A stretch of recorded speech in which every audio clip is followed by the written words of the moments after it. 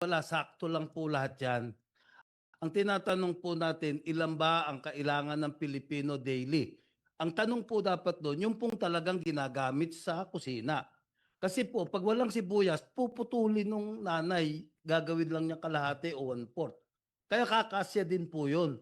Yun po dapat yun, dapat. Na nalalaman po natin, para malalaman po natin, ima-minus natin ngayon yung losses, at saka yung production nating matitira, doon po natin malalaman kung ilan po yung ating i-import. Yun lang po. Thank you po, Mr. Chair. Maraming salamat. Yes, Jeronimo Rocafort. Magandang umaga Taga po saan sa kayo? ating lahat. Ako po ay taga Bungabon, Nueva Ecija. Totoo po yung sinasabi ng aming punong bayan na yung mga problema hindi natin makikita dahil magkakaiba po ng pananaw eh. Pero doon po sa sufficiency na sinasabi, magkakaroon lang po ng katuparan nito kung ang ating pamahalaan ay matutugunan yung aming matagal nang hinihiling na makapagpatayo rin ng isang Onion Research Institute na siyang mag-aaral at magsasaliksik scientifically kung ano talaga yung tamang buto, tamang mga lupa at tamang mga panahon na kabi yung sibuyas. Ano yung tamang buto? Ayon sa experience lang namin po kasi, yung ganitong klaseng buto, malakas umani at matagal sa storage facilities. Pero kung may Onion Research Institute po ito, malalaman natin yung quality ng sibuyas. Ito yung tamang itanim. At doon po naman sa sinasabing may laging mapagkukulang at kailangan umimport, may mga pagkakataon po. Pag panahon na ng September, October, November, nagkakaroon na po ng shortfall sa supply. Yung po sinasabing 582, 85,000 kilos per day, nagre-range po yun ng, pag sinabi po, katulad ni Mayor na 28 kilos per bag. Wala po kaming tons, wala pong iba pang mga usapin sa kundi per bag po, 28 kilos. Nagre-range po yun ng 21 to 22,000 kilos per day. Ngayon, pagka po tumataas yung presyo, nagkakaroon po ng pagbaba ng supply dahil napipigil po yan para lalong tumaas.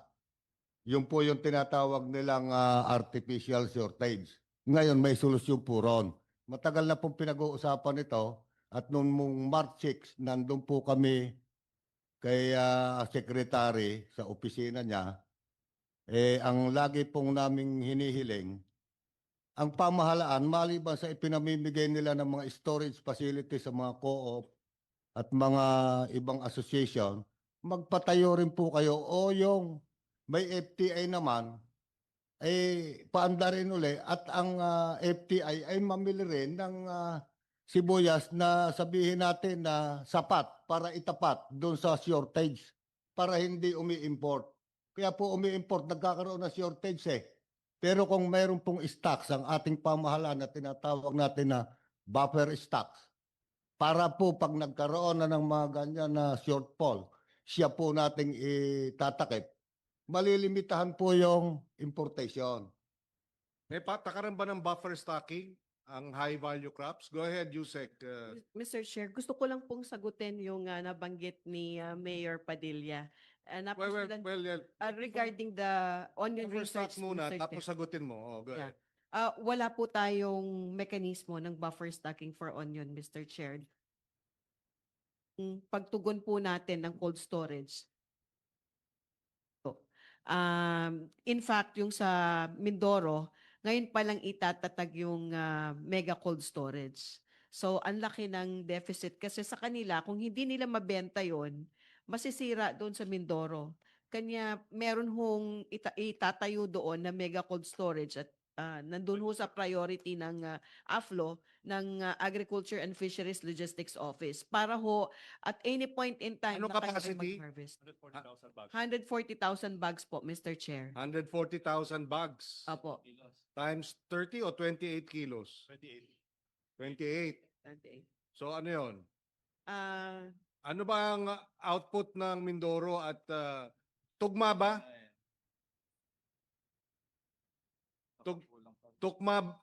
Tugma ba yung 126,000? Oh. How much of Mindoro onions can you cover with your mega sold cold storage? You know, itong mga sagot, yung mga information na ito, dapat alam ninyo. Mr. Chair, nasa 3,922,000 kilos. Base sa computation ng AFLO. Kung 140,000 siya times 28 kilos, lalabas po na 3,920,000. So 3 million kilos is metric tons. 2,000 metric tons. what is the universe of harvest sa Mindoro? May ilang tonelada ang na total? Actually po ang ektarya po ng sibuyas ng tinamnan ngayong 2026 ay 637 hectares. At ang amin pong ang average po ng aming harvest ay 10.27 metric tons. Yun po ay nagkakaroon ng 88,700 Metric tons. metric tons. So ilan yan sa kilos? 8.8 po. So kulang pa. Opo. Of course, malaking porsyento yun, ano? Occidental Mindoro pa lamang po ito. Opo, opo. 3,900 3,900. tons. Your Honor, 3,900 metric tons. So you will only cover less than half. Yes, Your Honor. Pero malaking bagay na yun. Malaking tulong po. At saka po, ang bagong cold storage po natin, lahat po tumatakbo with solar power po. Para mas Okay. makatipid po ang farmer natin sa kuryente po. Alam natin yung cold storage po, kuryente din po ang problema. Kaya ito po ginagawa natin bagong teknolohiya is the new technology for green energy po. Okay, how will you address yung, sabi nga, ngayon lang nag-uumpisa. In fact, malaki ang budget ninyo para sa cold storage, di ba? And ang Yes, sir. target ninyo is how many? 91? Dapat in 2025. Yes, sir. Pero of the 91, naumpisahan pa lang 31 or Yes, something. Your Honor. Yes, So, meron ka pang 60 budgeted na hindi pa naumpisahan. No, actually po, mag-iumpisa na po yung sa Mindoro po, mag-iumpisa na po yung structural this upcoming September, April. Can you next month. submit sa committee na ito yung catch-up plan ninyo na 91 cold Okay. storage facilities budgeted 2025? Okay, Your Honor. Ano ang catch-up plan ninyo para matiyak na Okay po. di ba? Mga Ha? taga Yes po. Occidental Mindoro. Okay. Meron din po sa Nueva Ecija po, gagawin po. Meron din po, pareho sa Mindoro po. Ganun Yes, katama. pero ang point ko dito is Yung delayed na kayo. Opo. Yes po, Kasi 2025 pa yan 2026 na. yes po. Di ba? Yeah, Mr. Chairman, Yes, go ahead. more than kung kailan nagsimula o magsisimula, kailan matatapos? Well, basically po, by first quarter next year po matatapos yan. Thank you. First quarter next year Next po. year. Yes, Thank you. First quarter.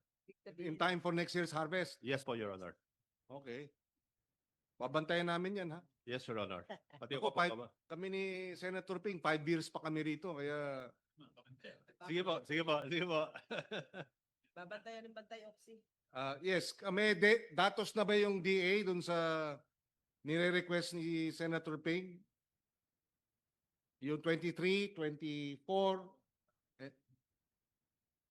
22, 23, 24, ano ba yan? Go ahead.